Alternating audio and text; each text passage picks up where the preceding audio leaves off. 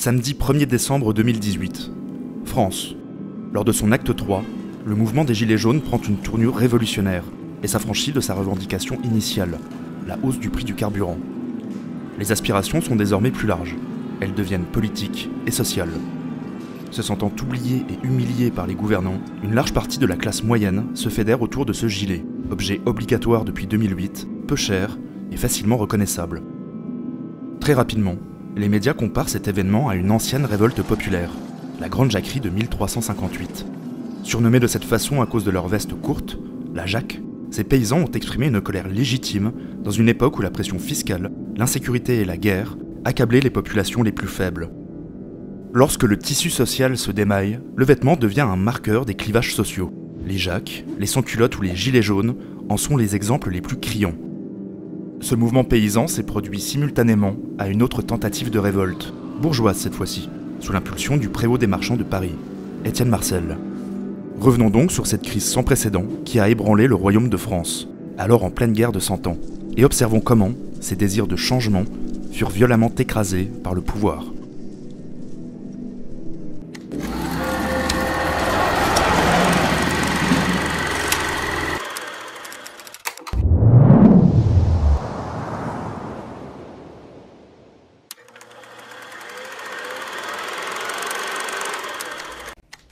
Au milieu du XIVe siècle, le royaume de France est dans une situation catastrophique.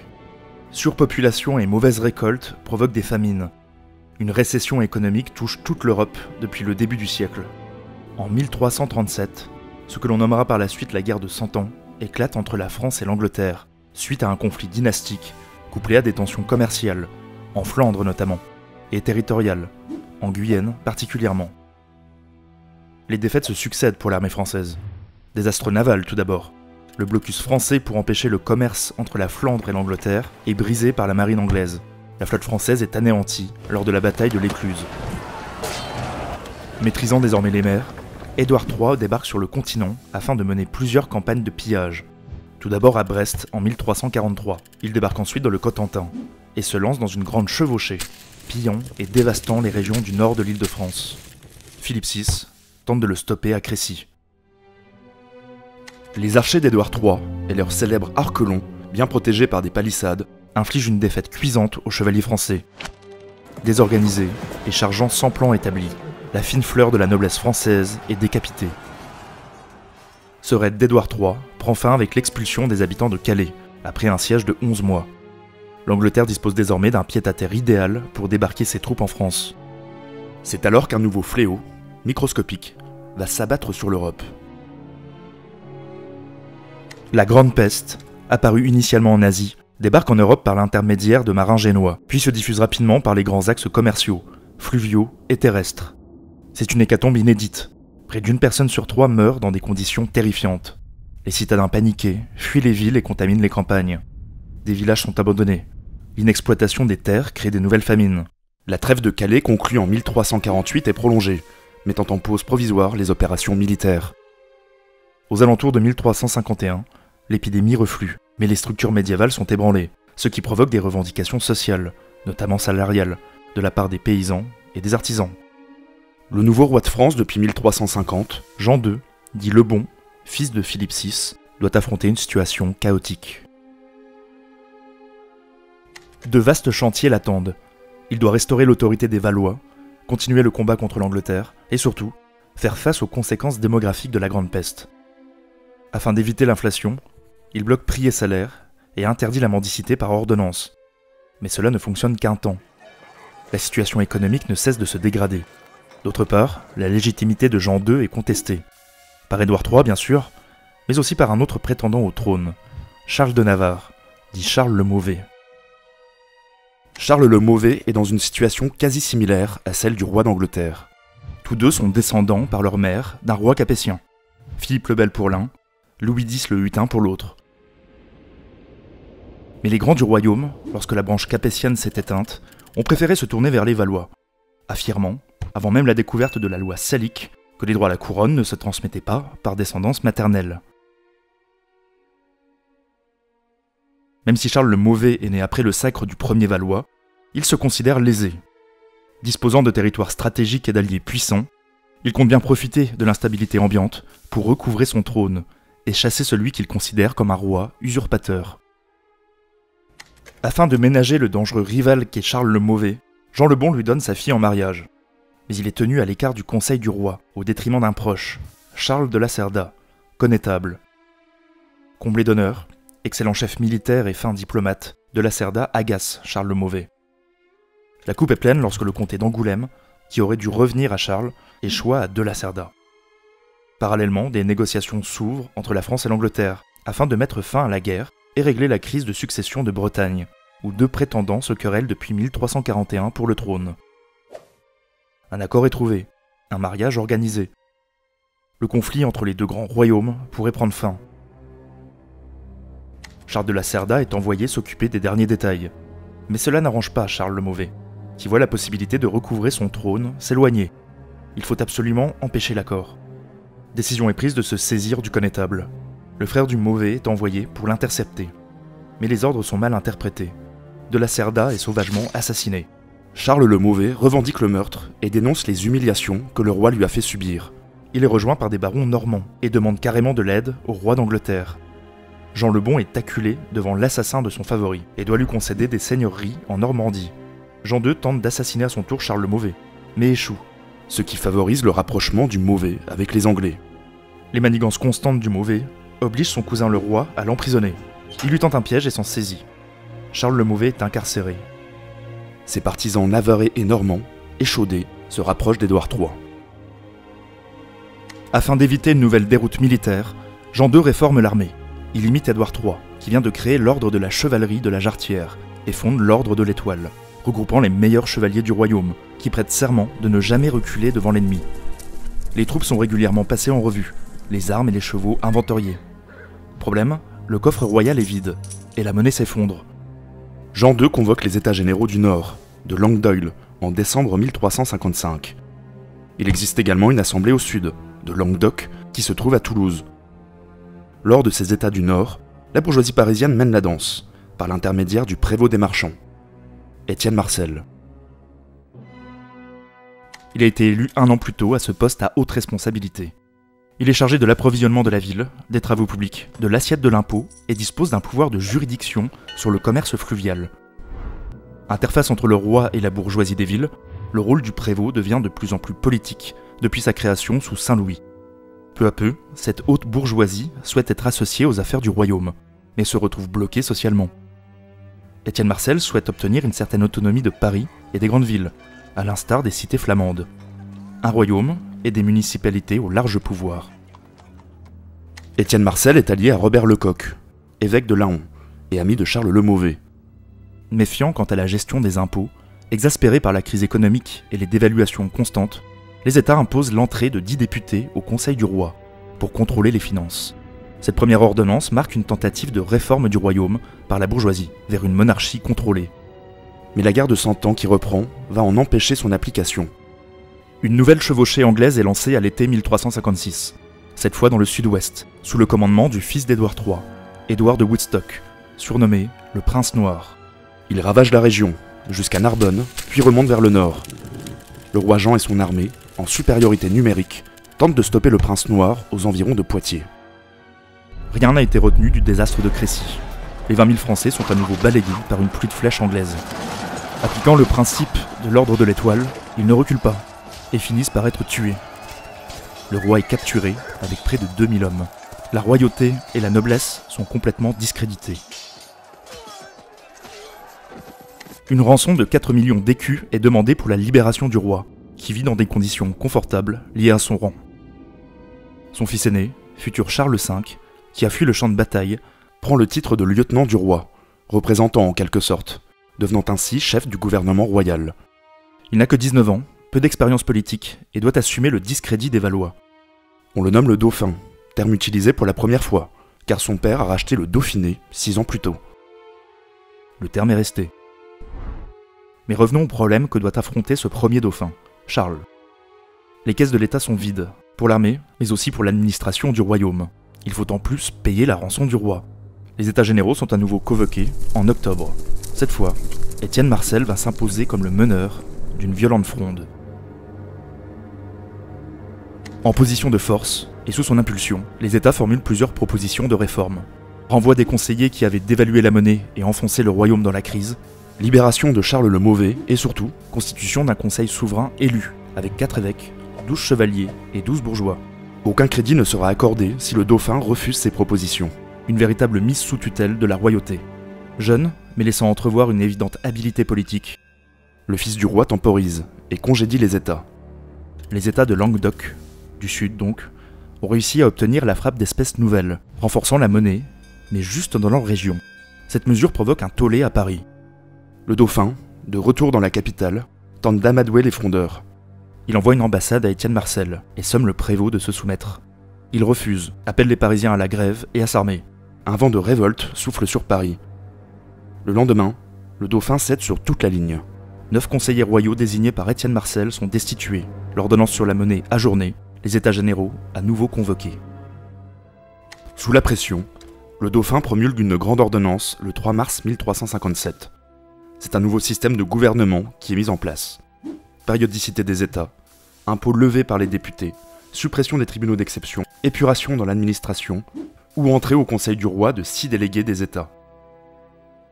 Mais Jean le Bon, depuis sa prison dorée, va déstabiliser cet équilibre fragile. Il demande à ce que l'impôt ne soit plus prélevé, car il sert à financer la guerre, et la reprise du conflit signifierait la poursuite de sa captivité. Cette demande envoyée au dauphin implique donc la levée des États généraux, ce qui signifie aucun espoir de changement politique pour Étienne Marcel. Mais pour le contribuable, cette suspension des impôts est évidemment bien accueillie. Comprenant le clivage qui se creuse entre Paris et le reste de la France, le dauphin tente un coup de force, en rappelant les officiers destitués en août. C'est une étrange situation qui règne en France durant cet été 1357. 2 gouvernements cohabitent et se ménagent. L'un réformiste, autour d'Étienne Marcel, l'autre loyaliste, autour du dauphin. À peine les nouveaux États généraux sont-ils réunis en novembre, qu'une nouvelle secoue l'Assemblée. Charles le Mauvais vient de s'évader de prison. Le dauphin est forcé de lui délivrer un sauf-conduit pour se rendre à Paris. Entrant triomphalement dans la capitale, le Mauvais prononce un discours habile, évitant de s'en prendre directement au roi. Sous la pression des États, le dauphin fait entrer Charles dans son conseil. Étienne Marcel pense que son but est proche, s'il obtient le soutien de Charles le Mauvais. La conclusion du traité de Londres en janvier 1358, où Jean le Bon renonce à la Guyenne et cède la pointe bretonne au royaume d'Angleterre, échaude encore les esprits. Le 22 février, Étienne Marcel lance une insurrection, avec 3000 Parisiens en armes. Il réussit à pénétrer dans le palais de la Cité, jusqu'aux appartements du dauphin. 2 de ses maréchaux sont exécutés sous ses yeux. À la merci du prévôt des marchands, seul devant cette foule haineuse, le dauphin sent sa fin approcher. Mais Étienne Marcel lui laisse la vie sauve, et se contente de le coiffer de son chaperon rouge et bleu, aux couleurs de la ville de Paris, et de se couvrir à son tour de celui du dauphin. Il se présente ensuite à la foule, qui l'acclame.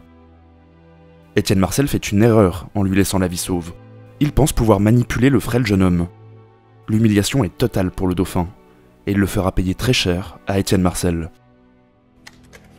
Le dauphin quitte à la hâte cette capitale si dangereuse. Il entreprend rapidement une tournée des villes qui entourent Paris, afin de sonder la fidélité des cités. D'autant qu'Étienne Marcel a envoyé de nombreux courriers à ces mêmes villes, afin qu'elles le rejoignent dans son combat. Missives bien souvent restées lettres mortes. Les intentions du dauphin se dévoilent lorsqu'il coupe le ravitaillement fluvial de Paris, au niveau de Meaux. Il veut affamer la capitale. Se sentant soutenu par la bourgeoisie provinciale, il décide alors de convoquer de nouveaux États à Compiègne. Des réformes censées relancer l'économie sont décidées. Suppression de péages et de taxes, ou diminution de l'impôt sur le sel. Mais une levée d'impôts est tout de même décidée. La situation s'inverse. Étienne Marcel est isolé à Paris, et envoie une ambassade au dauphin. La réponse est cinglante. Il est prêt à pardonner aux Parisiens, mais les meneurs doivent être exécutés. Acculé, Étienne Marcel renforce les fortifications et se prépare à la guerre. C'est alors qu'un rugissement inédit s'élève des campagnes. Toutes les querelles entre nobles et bourgeois, les défaites de la chevalerie, l'écrasante pression fiscale, les troubles politiques, les dégâts de la peste et surtout l'incroyable insécurité qui règne dans les campagnes, vont provoquer un soulèvement populaire inattendu. Depuis le début de la guerre, des armées en vadrouille et des bandes de brigands ravagent le nord du pays. Le roi n'est plus capable de défendre ses sujets. Le 28 mai 1358, à Saint-Leu-d'Esserand, en Beauvaisis, une rixe éclate entre des soldats et des paysans, victorieuse pour les hommes du peuple. Plutôt que de se disperser, ils se rassemblent et en appellent aux villages voisins. Très vite, le tocsin résonne dans les bourgs du nord. C'est une armée de près de 5000 paysans qui parcourent la campagne. On les surnomme avec mépris les Jacques, soit en référence à la courte veste de ces paysans, nommés Jacques, soit en les réunissant sous le terme péjoratif de Jacques Bonhomme, tournant en dérision la simplicité du bas peuple. Ce surnom donnera le terme de jacquerie, caractérisant par la suite toute révolte paysanne. Mais qui sont-ils, ces Jacques ? Ce ne sont pas les plus miséreux, mais plutôt une petite paysannerie qui dispose de quelques biens, bœufs, charrues et lopins de terre. La révolte éclate d'ailleurs dans une des régions les plus riches du bassin parisien. Le mouvement n'est pas cohérent, il est sans structure ni programme. C'est une expression de l'angoisse du peuple, qui s'est muée en colère meurtrière contre les nobles. Les premiers jours de l'insurrection sont marqués par des horreurs en tout genre, très exagérées par les chroniqueurs de l'époque. Les révoltés s'en prennent aux femmes et aux enfants, ce qui va à l'encontre d'un certain code d'honneur médiéval. Étienne Marcel, qui se s'est perdu à Paris, voit dans les Jacques des alliés potentiels. Il se rapproche de l'un des meneurs, Guillaume Carle, décrit comme cultivé et bon orateur. 300 boutiquiers parisiens sont envoyés prêter main forte à la révolte, lors de la prise du château d'Ermenonville. Mais cette alliance ne tient qu'une journée. Habilement, Charles le Mauvais s'est rangé du côté de la noblesse et de la bourgeoisie, se positionnant en sauveur et se donnant le bon rôle face à un roi emprisonné et un régent incapable de protéger son peuple. L'armée du Navarrais est à la tête de la répression. Les Jacques tentent de prendre Meaux, où se trouve le dauphin, mais ils sont massacrés. La rencontre décisive a lieu à Mello. Le meneur, Guillaume Carle, est invité au camp de Charles le Mauvais avec l'assurance d'une trêve. Le piège est grossier, mais il tombe dedans. Il est aussitôt saisi et décapité. L'armée fond ensuite sur les paysans en armes. C'est un véritable massacre. Le mouvement n'aura duré que 15 jours. Beaucoup de chevaliers quittent alors les rangs de Charles le Mauvais pour rejoindre le dauphin, le considérant comme plus légitime. Charles le Mauvais recrute alors des soldats et mercenaires anglais pour pallier aux défections, et entre dans Paris le 14 juin, où il est acclamé par les Parisiens, puis fait lieutenant du royaume. C'est alors que des rixes éclatent entre les Parisiens et les troupes anglaises de Charles le Mauvais. Étienne Marcel expulse les indélicats étrangers. Le Mauvais et le prévôt tentent d'expliquer à la foule que les troupes anglaises recrutées n'étaient là que pour les protéger. Ils sont hués. Les Parisiens veulent éliminer une bande anglaise qui se trouve vers le bois de Boulogne. Boutiquiers et artisans s'y rendent armés, mais se font exterminer par ces soldats expérimentés. On hurle à la trahison, au complot. L'opinion bascule, lassée de cette crise sans fin. Charles le Mauvais préfère se retirer à Saint-Denis. Étienne Marcel est aux abois. Les Parisiens se retournent contre lui. Le dauphin leur a promis une amnistie s'il lui livre le prévôt. Sa seule chance de survie est Charles le Mauvais, qui en sa nouvelle qualité de lieutenant du royaume, pourrait entrer dans Paris et lui laisser la vie sauve. Un plan est établi avec Charles le Mauvais. Étienne Marcel doit ouvrir la porte Saint-Denis pour son entrée le lendemain. Accompagné du trésorier de Charles le Mauvais, Étienne Marcel demande la clé de la porte aux gardes, qui refusent net. Il soupçonne une trahison. L'un des gardes, Jean Maillard, se rend aux halles et harangue la foule. Étienne Marcel veut ouvrir la porte de la capitale à Charles le Mauvais, accompagné des troupes anglaises. Les Parisiens sont fatigués de cette aventure. Il faut en finir. Ils retrouvent Étienne Marcel à la porte Saint-Antoine. Il est bastonné et lynché, avant d'être achevé à coups de hache. Aussitôt, une délégation est envoyée au dauphin qui est à Meaux, lui demandant son pardon. Il entre triomphalement dans Paris le 2 août. Les meneurs sont poursuivis et exécutés. Une semaine plus tard, l'amnistie collective est signée. Après la libération de Jean le Bon en 1360 et sa mort 4 ans plus tard, le dauphin est couronné sous le titre de Charles V. Il réussira, au prix de lourds sacrifices, à restaurer l'autorité royale et inverser, pour un temps seulement, le cours de la guerre de 100 ans. Les conflits entre la royauté et Charles le Mauvais continueront jusqu'à sa mort en 1387. La levée de l'impôt échappe désormais aux États généraux, point de départ de la fronde. En réussissant à s'opposer à de puissants rivaux et à mater cette révolte bourgeoise, sans trop se salir les mains, dans une situation désespérée, le dauphin a démontré un véritable talent politique, qui endiguera toute volonté de réforme du royaume avant très longtemps. Voilà, alors j'espère que cette vidéo vous a plu. Alors comme d'habitude, n'hésitez pas à mettre un pouce vers le haut, à partager et à commenter. Si vous souhaitez participer au développement de la chaîne, je vous invite à vous rendre sur Tipeee ou Utip. J'en profite encore pour remercier les tipeurs. Je vous remercie d'avoir visionné et je vous dis à bientôt pour un nouvel épisode.